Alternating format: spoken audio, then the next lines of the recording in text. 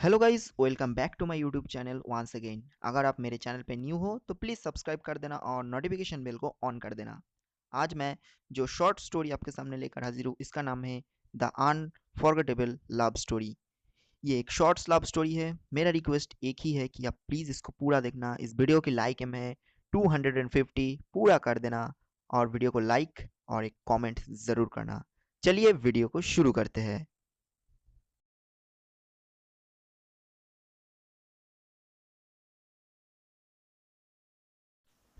So guys, story शुरू करने से पहले आप लोगों को कुछ बता दूं। स्टोरी में परमैन अभी बहुत बड़े हो चुके हैं। वो अभी जापान में नहीं रहते हैं। इसका क्या रीज़न है हम लोग स्टोरी में जानेंगे। उससे पहले परमैन जापान में नहीं रहते। उसका सपना था एक डॉक्टर बनने का, तो वो अभी इंग्लैंड में पढ़ाई करते हैं डॉक्टर बनने के लिए। लेकिन वो परमानेंट ड्यूटी करते हैं इंग्लैंड में। और रही बात पायान और बूबी और पाको की, पायान अभी उसका पापा का डायमंड की बिजनेस है, तो उसमें वो एंटर कर चुके हैं। वो अभी एक बहुत बड़ा बिजनेसमैन है। उसका बहुत नाम काम वो कमा लिया है। उसके पास बहुत सारा पैसा है और साथ ही साथ वो जापान के एक बहुत बड़े बिजनेसमैन बन गए हैं। रही बात बूबी की, बूबी अभी एक अच्छे घर में है। वो बहुत ही अच्छी तरीके से जी रहे हैं। और पाको, ओके, पाको की बात हम स्टोरी की आगे में ही जानेंगे। तो आप लोग प्लीज़ अपने आंखें को बंद कर लीजिए और स्टोरी को अपने दिल से फील करना शुरू कर दीजिए। स्टोरी की स्टार्टिंग में हम लोग ये देखते हैं कि परमैन जो है वो अपने रूम पे चेयर पे बैठ के एक बुक पढ़ रहा था। अचानक ही उसको ख्याल आया कुछ, और वो दौड़ते दौड़ते अपना टेबल में जाते हैं। टेबल में जाके वो एक एक्सरसाइज बुक यानी नोटबुक को निकालते हैं। नोटबुक को निकालने के बाद वो अपने पॉकेट से अपना मोबाइल फ़ोन निकालते हैं। निकालने के बाद वो नोटबुक से कुछ नंबर टाइप करना शुरू कर देते हैं एंड वो फ़ोन में बात करना शुरू कर देते हैं। तो चलिए गाइस, जानते हैं कि किसको परमैन कॉल किया और क्यों, किस वजह से परमैन उसको कॉल किया। दरअसल बात यह है कि परमैन जो है जापान से आज 10 साल हो गए हैं वो इंग्लैंड में आ चुके हैं, क्योंकि मैंने बोल दिया कि उसको एक डॉक्टर बनना था। तो वो बहुत दिन हो गए अपने घर नहीं गया था। इसीलिए वो अभी ये डिसाइड करते हैं कि वो अभी से इंग्लैंड में नहीं रहेगा। वो अपना जो डॉक्टर का जो काम है वो जापान में जाके करेगा। चाहे वो किसी भी नर्सिंग होम हो या फिर हॉस्पिटल, कुछ भी वो चलेगा। इसी वजह से ही वो अपना पुराना दोस्त यानी पायान को वो कॉल करते हैं। वो पुराना नोटबुक निकालने के बाद वो कॉन्टैक्ट नंबर डायल करते हैं। डायल करने के बाद पायान के घर पर फ़ोन की घंटी बजते हैं। घंटी बजने के बाद कौन फ़ोन उठाता है? यस, पायान फ़ोन उठाया नहीं, बल्कि उसका मम्मी फ़ोन उठाते हैं। उसकी मम्मी बोला, तुम कौन हो? तो मिस्सो जो है अपना इंट्रोडक्शन देते हैं। मिस्रो की बात सुनकर पायन की मम्मी को कुछ समझ नहीं आया। पायन की मम ये सोचते कि कोई बिजनेस पार्टनर होगा, तो इसीलिए वो पायन को कॉल ट्रांसफर कर देते हैं। पायन अपने घर में से कॉल को एक्सेप्ट करते हैं। एक्सेप्ट करते हुए वो फर्स्ट हेलो बोला। हेलो बोलने के बाद परमैन बोलते हैं, हेलो पायन, कैसे हो? तब पायन बोला, आप कौन? कोई बिजनेस की कोई डील करना है क्या? तब परमैन बोला, अरे तुम मुझे पहचाना नहीं, मैं परमैन, मिस्सो। तब पायन बोलते, ओ मिस्सो, तुम कैसे हो? बताओ, बहुत दिनों बाद तुमने कॉल किया, अब कैसे हो, कहाँ हो तुम? तब परमैन बोलते हैं, क्यों तुम्हें पता नहीं, मैं तो इंग्लैंड में रहता हूँ और अभी मैं एक बहुत बड़ा डॉक्टर बन चुका हूँ और मैंने डिसाइड किया कि मैं अब जापान में लौटूंगा और तुम लोगों से मिलूंगा, बहुत सारा बातें करेंगे, बहुत कुछ करेंगे और तुम्हारे बारे में बताओ। तब पायन बोला, ओ बहुत अच्छी बात है, आ जाओ, तब हम लोग बहुत सारा मज़े करेंगे।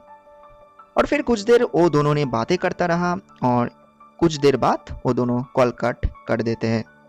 परमैन कॉल कट करने के बाद बहुत ही ज़्यादा खुश नज़र आ रहा था। वो धीरे धीरे अपना बैग पैक करने लग जाते हैं, क्योंकि वो परमानेंटली अभी जापान में शिफ्ट हो रहा है। तो इसके बाद देखते देखते 2 दिन गुजर जाते हैं।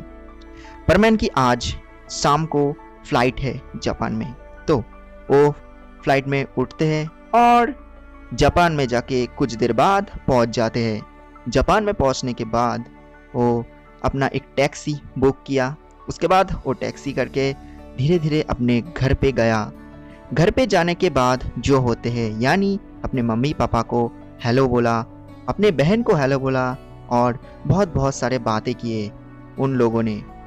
परमैन बोला, मैं बहुत दिनों से आप लोगों से मिला नहीं, लेकिन मैं मेरा सपना जो है वो सच करके ही आया हूँ। परमैन की पापा बहुत ज़्यादा प्राउड फील कर रहा था। तो परमैन अपने पापा के पास गया और बोला, डैड मैंने कर दिखाया। उसका डैड बोला, हाँ मैं जानता था तुम ये कर पाओगे। उसके बाद परमैन की मम्मी बोलती है, तो मिस्सो तुम्हारे लिए मैं तुम्हारी फेवरेट खाना बनाया हूँ, ज़रूर खा के जाना, ओके। तब परमैन बोलते हैं, हाँ ज़रूर खाऊंगा, लेकिन उससे पहले मुझे कुछ काम करना है, तो मैं लौट के आके करूँगा, क्योंकि मुझे मेरे दोस्तों से मिलना है, बहुत दिन पहले मैं मिल रहा हूँ, तो प्लीज़ थोड़ा सा वेट कर लीजिए। परमैन की मॉम बोलती है, ठीक है कोई बात नहीं, जाओ अपने दोस्तों से मिल कर आओ। दिन परमैन अपने घर पर गया और फिर से पायान को कॉल करते हैं। उस पार से पायान कॉल को एक्सेप्ट करते हैं। एक्सेप्ट करते हुए बोला, तो परमैन तुम चले आए? तो पायान बोला, हाँ मैं चला आया। और गाइस इसमें आप लोगों को एक बात बता देता हूँ, इस स्टोरी में पायान, बूबी, परमैन सभी को पता है कि पाको ही मिस सुमिरे है, तो इसको कंफ्यूज मत हो जाना। एनीवे गाइस स्टोरी को आगे बढ़ाते हैं। पायान कॉल को एक्सेप्ट करने के बाद बोलते हैं कि तो परमैन तुम कब मिलना चाहते हो मुझसे? तब परमैन बोलते, आज ही मिलूंगा, अभी मिलूंगा, तुम बोलो कहाँ मिलना है तुम्हें। तब पायान बोला, तो ठीक है, जो सिटी रेस्टोरेंट है उसमें मिल आओ, मैं वहाँ पर 2 सीट बुकिंग कर रहा हूँ, तो चले आओ। तो परमैन बोला, ओके मैं जल्दी आ रहा हूँ, 30 मिनट में ही मैं आ रहा हूँ, तुम जल्दी पहुँच जाओ। देन पायान थोड़ी देर बाद उस रेस्टोरेंट में पहुंच जाते हैं। देखते ही देखते परमैन भी उस जगह पर पहुंच जाते हैं। परमैन अभी बहुत बड़े हो चुका था, साथ ही साथ पायान दोनों ही बहुत हैंडसम दिख रहा था। लगेगा क्यों नहीं, एक डॉक्टर और एक बिजनेसमैन, आप लोग तो समझ ही सकते हो। परमैन उस जगह पर जाते ही सबसे पहले जो है पायान को अपना हाथ बढ़ा देते हैं और बोलते हैं, हेलो पायान कैसे हो? तब पायान अपना हाथ बढ़ाकर बोलते हैं, हेलो परमैन मैं अच्छा हूँ, तुम बताओ। देन दोनों चेयर पे बैठने के बाद 2 कॉफ़ी ऑर्डर करते हैं और दोनों कॉफ़ी को पीना शुरू करते हैं। इसी तरह कुछ देर बात करने के बाद दोनों चुप हो जाते हैं। उसके बाद पायान परमैन को बोला, तो तुम्हारा डॉक्टर कैसा रहा जर्नी? परमैन बोला, बहुत अच्छा रहा, ऐसा कोई ख़ास बात तो नहीं है। देन परमैन पायान को पूछते हैं, तो तुम्हारा बिजनेस कैसा है? उसके बाद पायान बोला, मेरा बिजनेस बहुत ही अच्छे है और मेरा प्रॉफिट भी बहुत ही अच्छे होते हैं, तो मेरा कोई फिक्र नहीं है। तो तुम किस लिए इस जापान पे आए हो? तब परमैन बोलते हैं कि मैं इस जापान में शिफ्ट होना चाहता हूँ और इसीलिए ही मैं इंग्लैंड छोड़कर यहाँ पर आया हूँ। देन कुछ देर बाद दोनों फिर से चुप हो जाते हैं और फिर अचानक ही परमैन पूछते हैं, तब परमैन पायान को पूछते हैं, तो सभी के बारे में तो मैंने पूछ लिया, लेकिन पाको कैसी है उसके बारे में मैंने नहीं पूछा, तुम कुछ बता सकते हो? देन परमैन जो है वो चुप हो जाते हैं और पायान अपना चेयर जो है वो छोड़कर उठकर वो थोड़ा दूर चले जाते हैं और परमैन की पीछे की तरफ मुड़ के वो बोलते हैं एक गहरी सांस लेकर, पाको की बात अगर तुम ना ही करो तो अच्छा होगा, क्योंकि मैं नहीं चाहता कि तुम दुख पाओ या फिर तुम दुखी हो जाओ। देन परमैन थोड़ा सा कॉन्फ्यूज हो जाते हैं, तब बोलते हैं कि क्या हुआ, तुम ऐसे क्यों बोल रहे हो, कुछ हुआ क्या? देन पायान जो है वो अपने फ़ोन को निकालते हैं और एक टाइम देखते हैं। टाइम देखने के बाद वो फिर से फ़ोन को अपने पॉकेट के अंदर रख देते हैं। रखने के बाद वो बोला एक गहरी सांस लेकर, देखो परमैन कुछ बात ऐसा है कि जो छुपा है उसको छुपा ही रहने दो, उसको ना ही कहो तो अच्छा है। तब परमैन जो है वो पायान को बहुत ही ज़्यादा फोर्स करते हैं ये बात बोलने के लिए एंड वो बोलते हैं कि तुम बताओ मुझे, मैं सुनना चाहता हूँ। तब पायान कुछ बोलते हैं। तब पायान जो है वो परमैन को देखते हुए बोलते हैं, देखो परमैन, जिस दिन तुम जापान छोड़ के इंग्लैंड चले गए थे अपनी पढ़ाई करने के लिए। उस दिन एक इंसिडेंट हो जाता है जो कि मैं अगर तुमको बोल दूँ तो शायद से तुम दुखी हो सकते हो, लेकिन मुझे माफ़ कर देना अगर बुरा लगे तो, क्योंकि यही सच है और मुझे ये बोलना पड़ेगा। तब परमैन बोला, नहीं नहीं तुम बोलो, मैं सुनना चाहता हूँ। तब पायान जो है वो कॉफ़ी को फिर से पीने के बाद वो बोलते हैं, दरअसल बात ये था कि उस दिन तुम चले जाने के 5 मिनट बाद पाको आती है। तुम तो वेट करते रहते थे पाको के लिए, लेकिन वो नहीं आया क्योंकि उसका कुछ काम पड़ गया था इसीलिए। और हम सभी तो जानते ही है कि वो मिस सुमिरे है और मिस सुमिरे के तो बिज़ी रहते ही है, तो इसीलिए उसका कुछ प्रोग्राम था इसीलिए वो नहीं आ पाया और तुम्हारा फ़्लाइट का टाइम हो गया था इसीलिए वो तुमसे नहीं मिल पाया। लेकिन वो अपना हिम्मत नहीं हारते। लेकिन पाको जो है वो अपनी हिम्मत नहीं हारती है। वो दौड़ते दौड़ते जाती है तुम्हारी देखने के लिए ताकि तुमसे एक बार के लिए वो मिल सके। लेकिन कुछ पल में कुछ हो जाता है। वो कुछ देर दौड़ते दौड़ते गया और जब भी वो रोड क्रॉस कर रहा था अचानक ही एक कार से उसका एक्सीडेंट हो जाते हैं। उसके माथे पे बहुत ज़्यादा चोट लगते हैं। उसको सभी लोग मिलकर हॉस्पिटल ले जाते हैं, लेकिन 3 दिन बाद उसका जो होश आते हैं, होश आने के बाद एक जो चीज़ है वो पूरा हो जाते हैं, यानी मान लो कि पूरा जो धरती है वो हिल जाता है। ये बातें कभी को एक्सपेक्ट नहीं था, यहाँ तक कि मुझे भी। तो बात ये था कि जब पाको की होश आती है तब पाको किसी को भी पहचान नहीं पा रही थी, उसका मम्मी और पापा को भी। लेकिन कुछ देर बाद वो उसका मम्मी पापा समझाती है कि मैं आपका यानी तुम्हारा मम्मी हूँ पापा हूँ।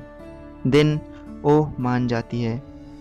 लेकिन उसके बाद से आज तक पाको की याददाश्त नहीं आया। वो अभी तक यही बोलते रहते हैं कि तुम लौट कर आओ, बस इतना सा ही। लेकिन पता नहीं तुम उसे पहचान पाओगे कि नहीं, क्योंकि वो बहुत बड़ी हो चुकी है और मुझे नहीं लगता कि पाको यानी मिस सुमिरे तुम्हें देखकर पहचान पाएगा। तो मुझे नहीं पता कि क्या होगा। और मैं एक बात बोल दूं कि मैं मिस सुमिरे की घर यानी पाको के घर जाते ही रहता हूँ, क्योंकि मैंने उसको दोस्त मान लिया था और मैं ही उसको हॉस्पिटल ले गया था। लेकिन उसका आइडेंटिटी अभी को किसी को पता नहीं कि वही मिस सुमिरे है, वही पाको है, और मेरा भी आइडेंटिटी छुपा हुआ है। तो तुम मान सकते हो कि मैं और मिस सुमिरे अभी एक दोस्त हो। तब परमैन ये सब सुनने के बाद उसको ऐसा लगा कि उसका चारों तरफ से जो है वो सब कुछ हिल गया, यानी कुछ नहीं है, वो सिर्फ कहाँ है, वो खो जाते हैं कहीं पर। पाको की जो यादें हैं उसको आने लगते हैं, वो रोने लगते हैं, यानी परमैन रो पड़ते हैं कि क्यों वो एक पल के लिए नहीं रुका उस दिन। अगर वो आज थोड़ा सा रुक जाता, उस दिन वो थोड़ा सा रुक जाता, तो आज पाको की ये हालत नहीं होते। परमैन रोते रोते ये बोलते हैं कि पायान, लगता है पाको की ये होने की वजह सिर्फ मैं ही हूँ। अगर मैं उस दिन रुक जाता तो ये कभी नहीं होता। तो क्या तुम मुझे कुछ बोल सकते हो? तब पायान बोला, मैं क्या बोल सकता हूँ तुम्हें, मैं क्या बोलूँ, मैं तो डॉक्टर नहीं हूँ। तब परमैन जो है वो चेयर छोड़कर उठ जाते हैं और परमैन के कंधे पर हाथ रखते हुए बोलते हैं, तुम डॉक्टर नहीं हो लेकिन मैं तो डॉक्टर हूँ, और मैं एक साइकोलॉजिस्ट हूँ, और मुझे मेंटल प्रॉब्लम बहुत ही अच्छे से हैंडल करना आता है। मेरे पास बहुत ही मेंटल प्रॉब्लम की पेशेंट आते रहते हैं। तुम प्लीज़ मुझे मिस सुमिरे की यानी पाको की एक बार ट्रीटमेंट के लिए मुझे उसके पास ले जाओ।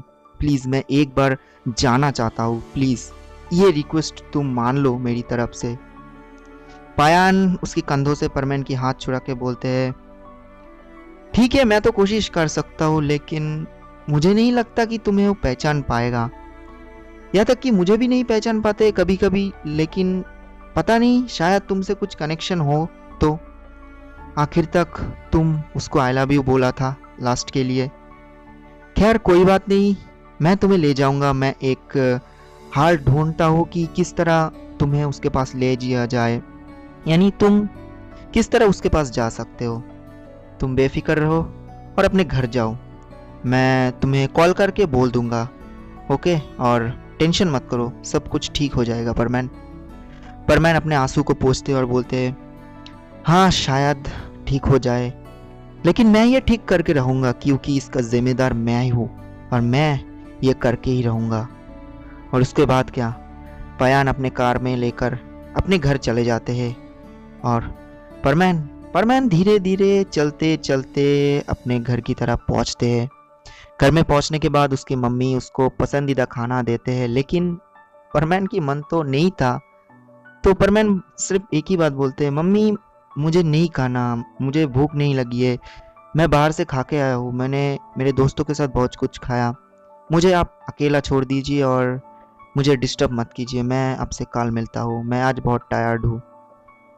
देन परमैन अपने घर पे जाते हैं। घर पे जाने के बाद वो रो पड़ते हैं, अपने बिस्तर में जाके वो रोते हैं। और उसके पास पाको की एक पिक्चर थी, उसको देखने के बाद वो रोते हुए ये की बात बोलते हैं, काश मैं उस दिन 5 मिनट के लिए ठहर जाता, तब आज हम लोग एक साथ ही होते। और इसी तरह परमैन धीरे धीरे उसके बिस्तर पर रोते रोते एक टाइम पे सो ही जाते हैं। और हमारा पायान कोशिश करते रह जाते हैं कि किस तरह परमैन और पाको की एक बार फिर से मुलाकात किया जाते हैं। इसी तरह देखते ही देखते वो रात गुजर गया। अब सुबह हो चुका था, परमैन अभी भी नींद में है, लेकिन हमारा पायान जो है वो अभी भी कोशिश कर रहा था कि किस तरह परमैन और पाको की एक बार फिर से मुलाकात किया जाए और सब कुछ पहले जैसा हो जाए, क्योंकि पायान भी ये सब नहीं चाहता था। इसी तरह ही पायान जो है वो कुछ हाल ढूंढ लेते हैं और वो परमैन को कॉल करते हैं। परमैन अभी भी नींद में था तो कॉल बजती रही। परमैन कॉल को एक्सेप्ट करते हैं। एक्सेप्ट करते हुए पायान उस पर से बोलते हैं, हेलो परमैन, क्या कर रहे हो? परमैन कॉल को एक्सेप्ट करके बोला, ओ पायान तुम बोलो, कुछ मिला क्या तुम्हें? तुम पूरा रात सोचते रहे, कुछ मिला? देन पायान उस पार से बोला, हाँ मुझे एक हाल मिला जिससे कि तुम मिसुमिरे यानी पाको के साथ बात कर सकते हो और उसका इलाज करने के लिए तुम्हें परमिशन मिल सकता है। तो फ़ोन पे तो मैं नहीं बता सकता, तो तुम एक काम करो, तुम शहर के जो ब्रिज है उस ब्रिज के ऊपर मुझे मिलो, मैं वेट कर रहा हूँ। देन परमैन देर नहीं किया, वो जल्दी जल्दी उठा, ब्रश किया और फ्रेश होकर वो जल्दी जल्दी एक टैक्सी बुक करके उस ब्रिज के किनारे पहुँच गया। ब्रिज में जाके देखा कि पायान ऑलरेडी आया हुआ है। परमैन बोला, तो पायान बोल दो क्या बात है, क्या उपाय तुमने ढूंढा? देन पायान बोला, देखो परमैन, मैं जितना तक दूर जानता हूँ कि मिसुमिरी के पास अभी कोई डॉक्टर नहीं है, अभी उसका जो दवाई है वो सिर्फ उसकी मम्मी और पापा ही उसको खिलाते हैं। तो मैंने कल रात उसके मम्मी और पापा से बात किया और बोला कि मेरे पास एक बहुत अच्छे साइकोलॉजिस्ट है, तो आप चाहे तो एक बार चेकअप कर सकते हैं। तो उन लोगों ने तुम्हें उसका चेकअप करने के लिए परमिशन दे दिया है। तो इससे ज़्यादा अच्छा मौका तुम्हें कभी नहीं मिलेगा मिसुमिरे से बात करने की, और कोशिश करो कि सब कुछ सही हो जाए, पहले जैसा हो जाए, मैं भी ये चाहता हूँ। तब परमैन बोला, थैंक यू पायान, तुम मेरे लिए इतना कुछ किया, इसके लिए बहुत बहुत धन्यवाद। पायान बोला, इट्स ओके परमैन, कोई बात नहीं, तुम तो मेरा एक दोस्त हो, पाको भी है, तो क्यों ना पहले जैसा हो जाए ये सब, इसके लिए ही मैंने ये सब किया। देन परमैन बोला, हाँ मैं भी चाहता हूँ कि सब कुछ पहले जैसा हो जाए, मैं भी चाहता हूँ कि पाको के साथ मैं फिर से घूमने के लिए जाऊँ, तो तुम बताओ कि मैं कब जाऊँ उसके घर? तब पायान बोला, अभी चल सकते हो, कोई बात नहीं, अभी जाके थोड़ी के लिए देख कर आओ, अच्छा लगेगा तुम्हें। तब परमैन बोला, ठीक है, लेकिन मैं अभी नहीं जाना चाहता, मैं कुछ लेकर जाना चाहता हूँ, क्योंकि आखिर तक ये सब मेरे लिए हुआ, तो मैं नहीं चाहता कि पाको निराश हो और अगर मुझे देखते ही उसका याददाश्त वापस आ जाए तो वो मुझसे हेट करने ला लगे, इसीलिए मैं कुछ ले जाना चाहता हूँ। तब पायान बोला, ओके तुम जैसे मर्जी, तो मैं अभी चलता हूँ, कल तुमको लेकर जाऊँगा, ओके? परमैन थोड़ा सा मुस्कुराते हुए बोला, ठीक है, मिलते हैं कल। और इसी तरह देखते देखते दोनों अपने अपने घर चले जाते हैं। और इसी तरह परमैन जो है अपने घर पर पहुंच जाते हैं। घर पर पहुंचने के बाद परमैन अपनी जितने भी सारे एल्बम्स की पुराने जितने भी सारी फोटोज थी पाको के साथ सब कुछ वो एक बैग में पैक कर लेते हैं ताकि उसको हेल्प हो सके कि फर्स्ट बार में ही पाको की याददाश्त वापस आ जाए। परमैन के बहुत ज़्यादा होप था कि पाको की याददाश्त वापस आ जाए, इसीलिए वो ये सब करते हैं। और इसी के साथ ही साथ इसका पार्ट 1 ख़त्म होते हैं। और पार्ट 2 में हम लोग जानेंगे कि किस तरह परमैन और पाको फिर से मिलते हैं और किस तरह परमैन पाको को ट्रीटमेंट की वजह से उसको उसका प्यार फिर से मिलते हैं। और ये हम लोग जानेंगे पार्ट 2 में। तो गाइस तब तक के लिए मिलते हैं न्यू वीडियो पर पार्ट 2 के साथ।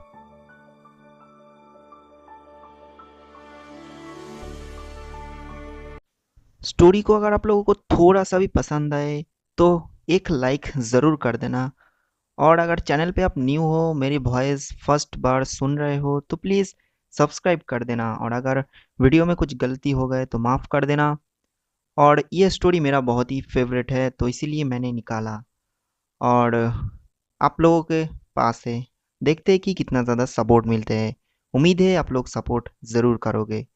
तो गाइज मिलते हैं न्यू वीडियो पे, फ्रेश वीडियो पे। तब तक के लिए take care, bye bye and good night.